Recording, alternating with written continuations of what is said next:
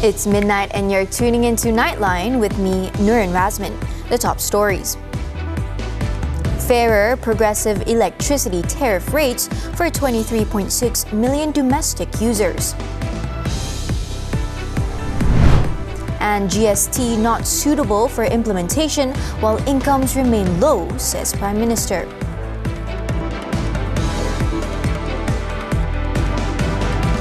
Good morning.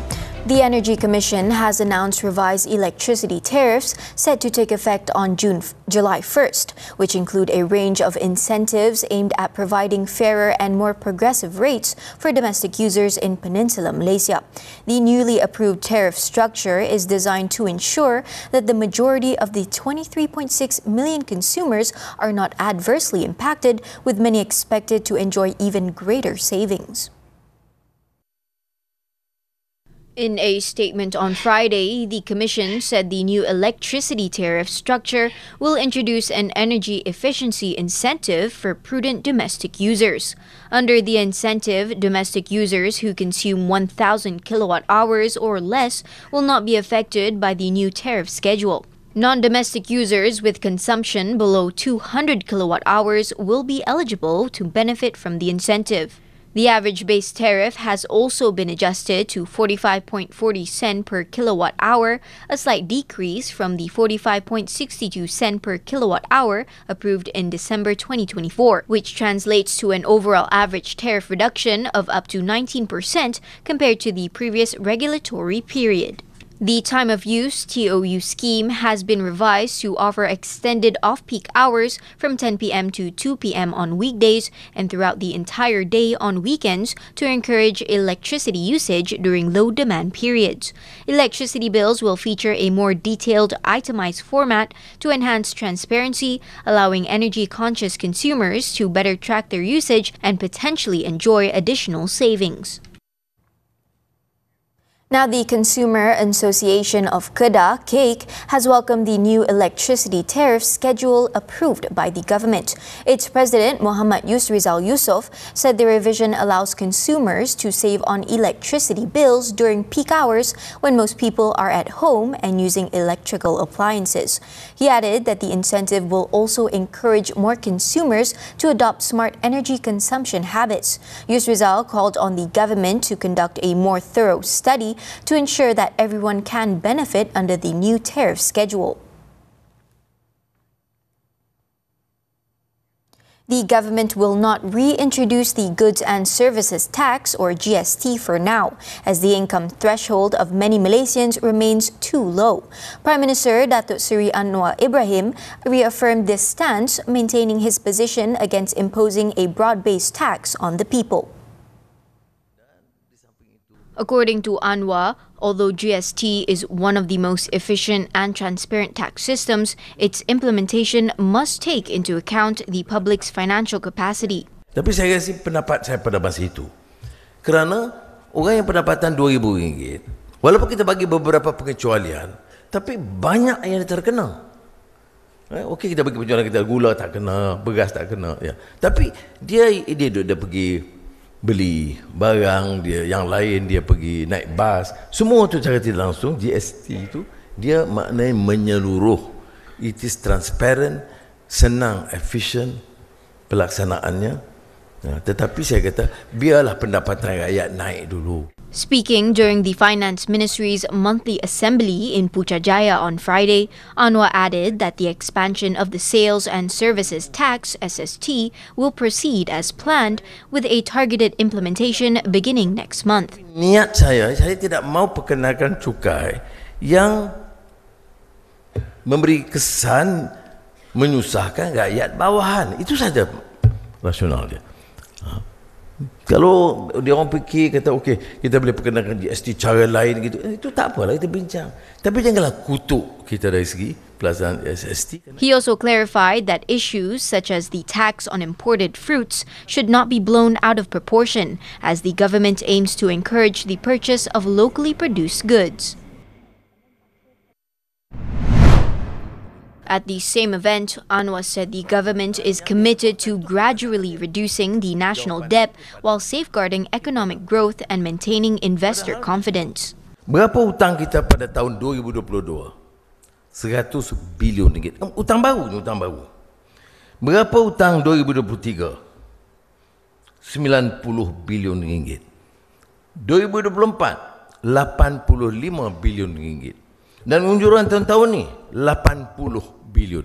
Maknanya sejak kita ambil alih, kita dah turun hutang 20 bilion ringgit. The Prime Minister stressed that the fiscal deficit has shown a significant decline from 5.5% in 2022 to 4.1% last year. In fact, the government aims to further reduce the deficit to 3.8% this year. These efforts have been praised by key institutions, including the International Monetary Fund, or IMF. Elsewhere in Putrajaya, Anwar highlighted that the public-private collaboration under the Sekolah Angkat Madani initiative goes beyond conventional corporate social responsibility, reflecting a deeper spirit of compassion and a strong commitment to nation building. The Prime Minister said the initiative aims to enhance educational opportunities for underserved communities. Anwar said the collaboration clearly demonstrates the spirit of national unity in ensuring that the future of the younger generation remains a top priority. Alhamdulillah, satu kebanggaan kita semua bahawa apa yang kita rencanakan, penghayatan semangat madani itu nampak dia mengerti. It is beyond CSR. We are talking about compassion, about taking a responsibility to build this nation together, to ensure that no one is left behind. Speaking at the launch of the Sekolah Angkat Madani initiative, Anwar added that the original concept began with Kampung Angkat Madani before being expanded to include schools. Currently, there are 1,000 selected schools nationwide participating in the program. The initiative involves participation and support from private companies, government agencies, GLCs, and Minister of the Finance Incorporated companies. The government has clarified that refined sugar will remain exempt from the revised sales and service tax, or SST. The Finance Ministry reiterated that the revised SST imposes a 5% tax on raw sugar, but not on the finished product itself. In a statement, the ministry said manufacturers may apply for exemptions on raw materials used in production, effectively negating the reason for any increase in the price of refined sugar. The MOF added that sugar refiners continue to receive monthly incentives from the government to support price and supply stability in the market. The 5% sales tax on raw sugar is set to take effect on July 1st as part of a broader initiative under the 2025 budget to widen the tax base and raise government revenue.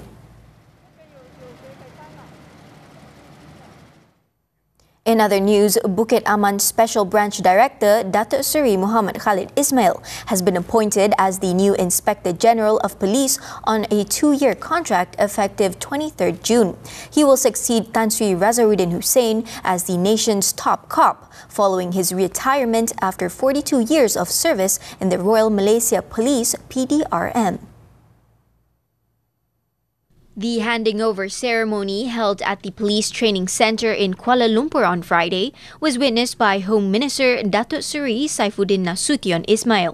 According to Saifuddin, the appointment received the consent of the Yang di-Pertuan Agong based on the advice of the Prime Minister and the recommendation of the Police Force Commission.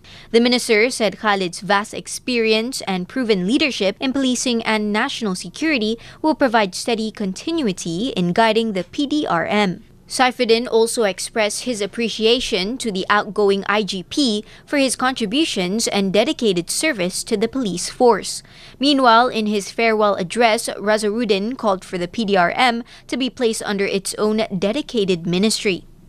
Ketika ini, PDRM dengan keanggotaan lebih 137,000 orang merupakan agensi ketiga terbesar bersama Angkatan Tentera Malaysia selepas sektor kesihatan dan juga pendidikan.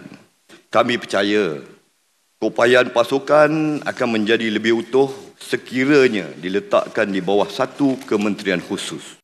He revealed that the proposal paper had already been submitted to the Prime Minister and the Home Minister for consideration. Datuk Seri Najib Razak has been granted a discharge not amounting to an acquittal or DNAA over 3 money laundering charges involving SRC International Funds amounting to 27 million ringgit. Judge K. Muniandi made the ruling in the Kuala Lumpur High Court on Friday after allowing the former Prime Minister's application due to prolonged trial delays. In his judgment, Muniandi noted that although the charges against Najib were filed in 2019, no witness testimony has been heard in the past 6 years. The judge said the proceedings have instead been plagued by repeated postponements, a clear indication that the prosecution is not yet ready to proceed with the trial. He said the prolonged and uncertain delays had left Najib facing unresolved charges with no foreseeable resolution. The judge added that the deputy public prosecutor confirmed that the prosecution would not be prejudiced if a DNAA were granted, as they can pursue the case once they are ready. Meanwhile, Najib's lead counsel, Tan Sri Muhammad Shafi Abdullah, said the prosecution cannot appeal against the court's decision. The prosecution, however, may file the same charges against the former Pekan Member of Parliament if they are dissatisfied with the decision. On February 3, 2019, Najib pleaded not guilty to 3 charges of money laundering involving 27 million ringgit. He is currently serving a prison sentence following his conviction in July 2020 for 7 other offences related to 42 million ringgit in SRC International Funds. Meanwhile, Anwar emphasized that he would not interfere in judicial matters when asked by reporters about the High Court's decision to grant Najib a DNAA in his 27 million ringgit SRC international money laundering case. Itu soal hakim, soal hubungan negara. Tak fizik ke sir?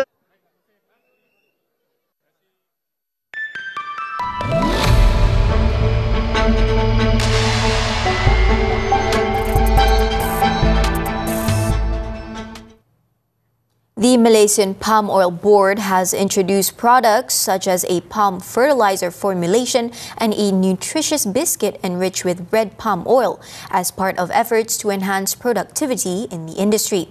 According to Plantation and Commodities Minister Datuk Seri Johari Abdul Ghani, the initiative is in line with the government's goal of increasing palm oil yield without expanding plantation areas. Johari said other innovations include high-quality palm oil seedlings and microbe-based disease treatment methods. He also said the government encourages the private sector to engage in the commercialization of R&D outcomes with the board's support and endorsement. Malaysia achieved a record-high trade value for the month of May, rising 2.6% to 252.48 billion ringgit. This marks the 17th consecutive month of year-on-year growth since January 2024, continuing the country's upward trade momentum. According to the Investment, Trade and Industry Ministry, MITI, the performance is supported by robust import growth, indicating a healthy rise in domestic demand. Imports grew by 6.6% to 125.86 billion ringgit, while exports saw a slight decrease of 1.1% to 126.62 billion ringgit. Malaysia also maintained a trade surplus for the 61st consecutive month since May 2020, amounting to 766.3 million ringgit. MITI said the growth signaled investors' increasing confidence in Malaysia's economic governance and policy direction. Exports of electrical and electronic products also continue to show resilient performance in May 2025, registering an increase of nearly 4 billion ringgit. Japan's core inflation hit its highest level in more than 2 years in May, keeping the central bank under pressure to resume interest rate hikes. Official data released on Friday showed the core consumer price index, which includes volatile fresh food prices, rose 3.7% from a year earlier. That figure exceeded market expectations for a 3.6% gain and marked an acceleration from 3.5% in April. It is also the fastest pace since the 4.2% spike in January 2023. Driving the increase were persistently high food prices, with the cost of Japan's staple rice doubling in May compared to the same period last year.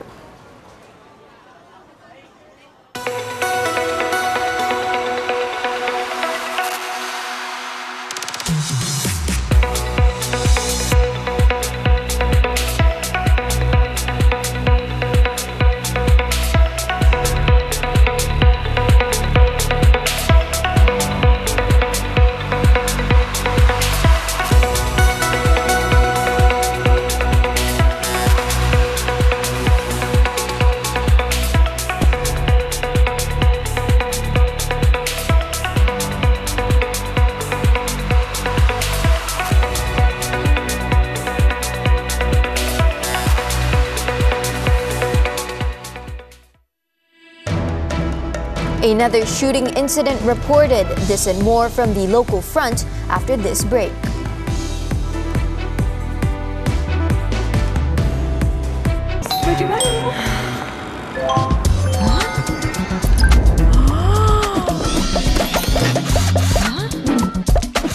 Nak iklankan perniagaan anda di syarikat penerbitan nombor 1 di Malaysia?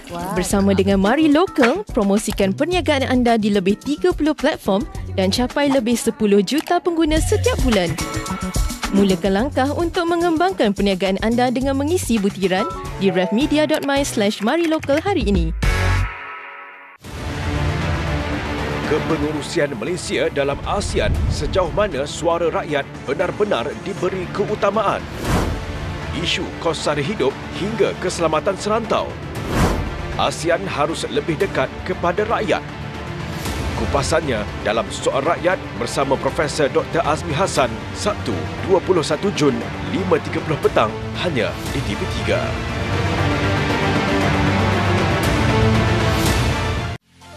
A woman's spirit is boundless. So grab your coffee cups and wear your sassiest smile.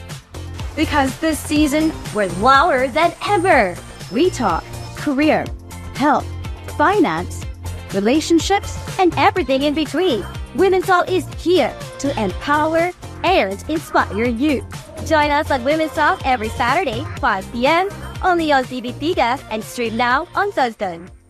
Healing, sekadar trend atau benar-benar beri manfaat? Ia sangat aktiviti yang lasak dan ia boleh memberi bahaya kepada mereka. Sejauh mana kita sedar akan risikonya? Mungkin kita rasa, tempat kita nampak di atas terang. Sedangkan sungai ni 10 km lagi dalam. Di sebelah sana hujan lebat. The more you hike, the more you climb, dia jadi panas, dah sweating pula. Healing, risiko dan sebaliknya. Kami bincangkan dalam Hello Doktor Ahad 5.30 petang di TV3 dan stream juga melalui Tonton.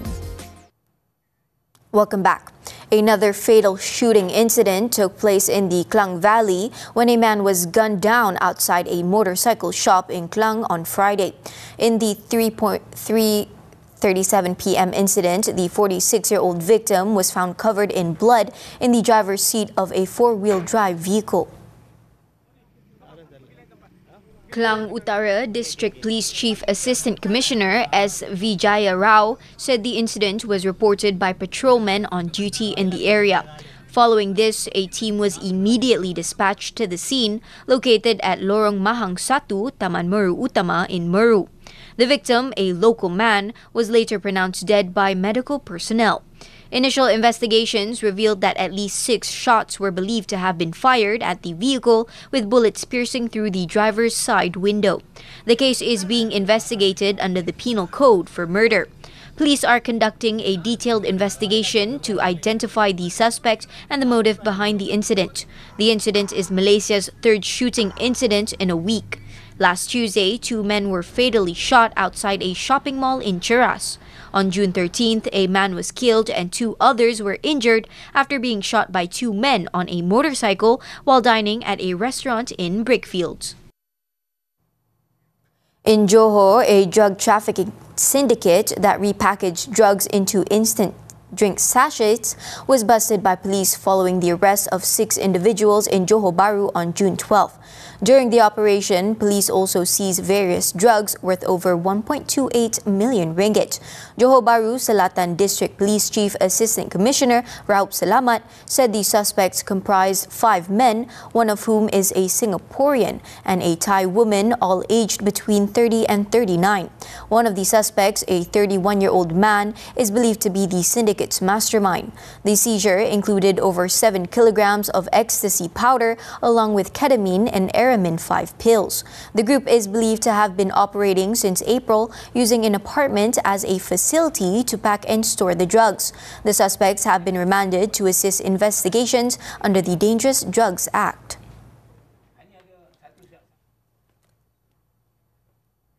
Media prima Berhad dominates multiple categories at the 2024 Malaysian Press Institute MPI Petronas Malaysian Journalism Awards held at the capital on Friday night. Among the top winners is TV3's News and Current Affairs Department, which took home 2 awards. Ahmad Fahmi Izzuddin Ahmad Tajuddin received a Samad Ismail Young Journalist Award along with a 5,000 ringgit cash prize and a trophy for his series of special reports. Meanwhile, the Best News Video category was won by Mas Zarif Zafri Abdul Aziz for his special report HIV among university students, taking home a 10,000 ringgit cash prize and a trophy.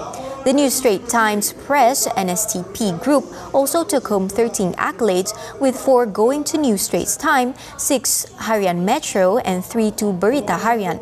Harian Metro was the night's highlight, clinching the country's most coveted journalism award, the Kajai Award.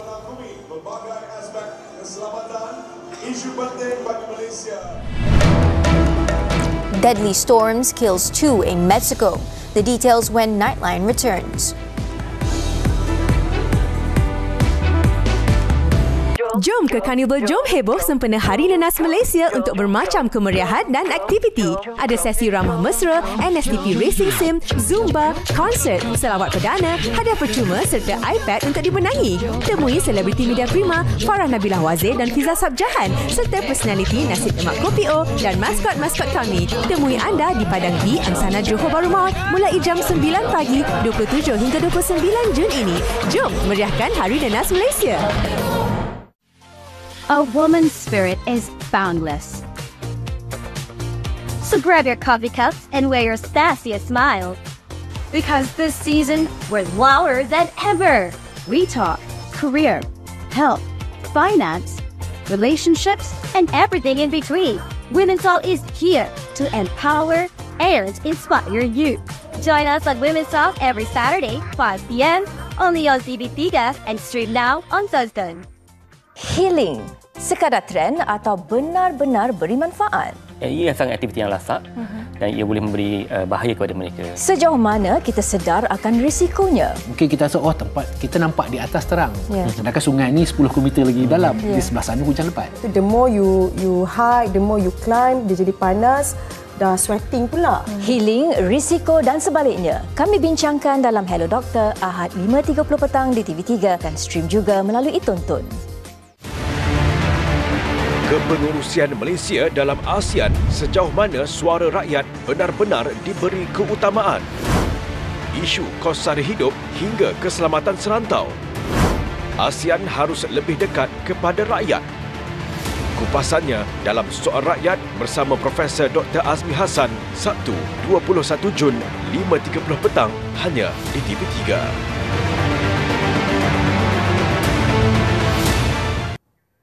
Thanks for staying with us. The Foreign Ministry is wrapping up its efforts to evacuate Malaysians currently in Tehran following escalating tensions between Israel and Iran. According to Wisma Putra, those who have agreed to join the evacuation process are expected to leave Tehran on Friday. In a social media post on Friday, the ministry said it is working closely with its representatives in Iran to ensure that the repatriation is carried out promptly. Malaysian ambassador to Iran, Khairi Omar, earlier said the evacuation of all 31 Malaysians, including embassy staff, students and tourists, will be carried out by land to a neighboring country as Iranian airspace still remains closed.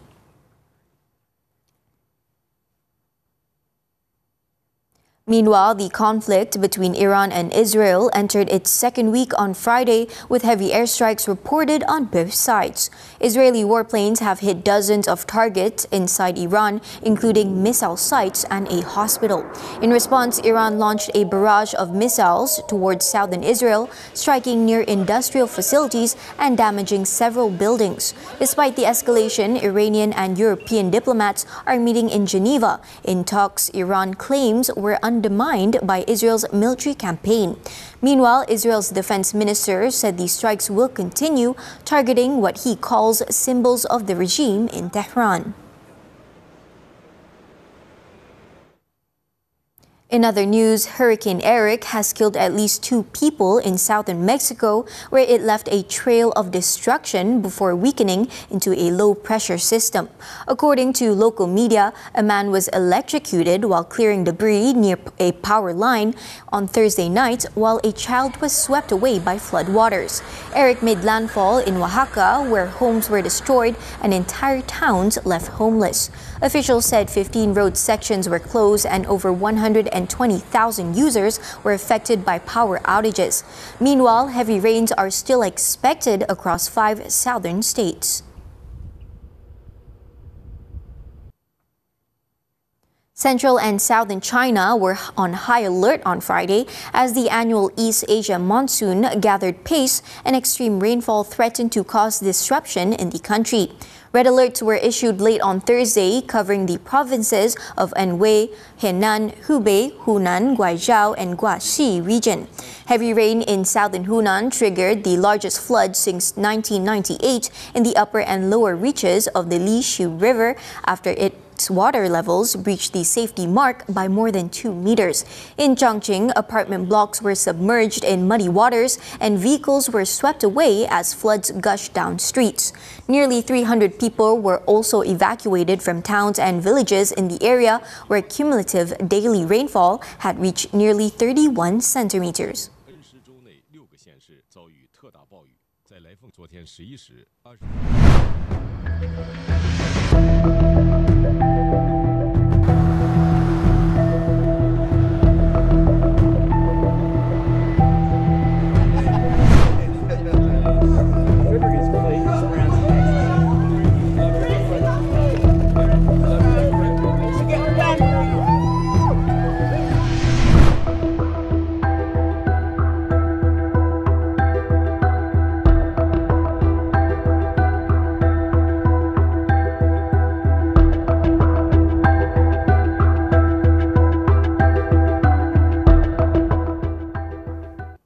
On to sports now. Hockey, the 2025 Nations Cup in Kuala Lumpur.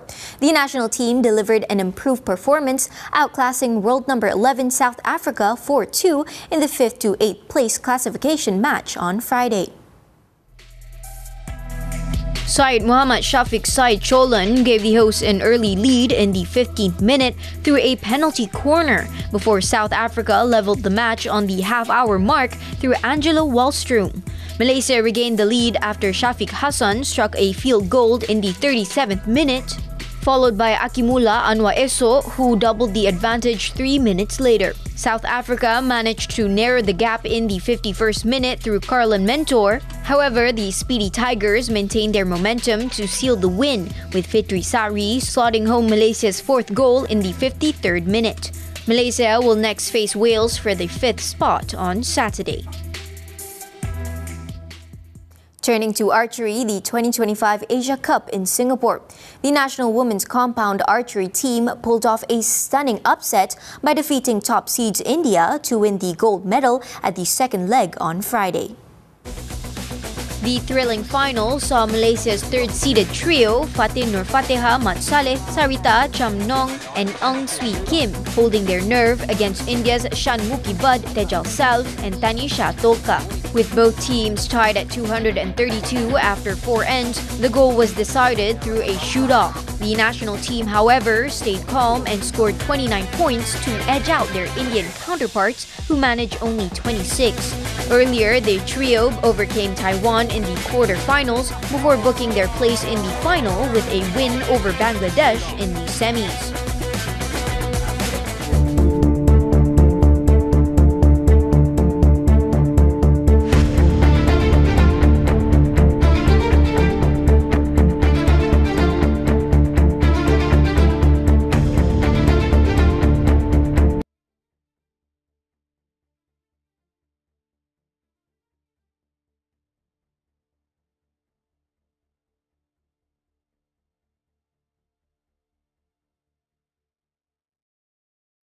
Concludes Nightline this time around. Before we leave, let's take a look at China's first ever panda-themed straddle monorail train making its debut in Chongqing. With that, I'm Nurin Razmyn. Thank you for watching and stay safe.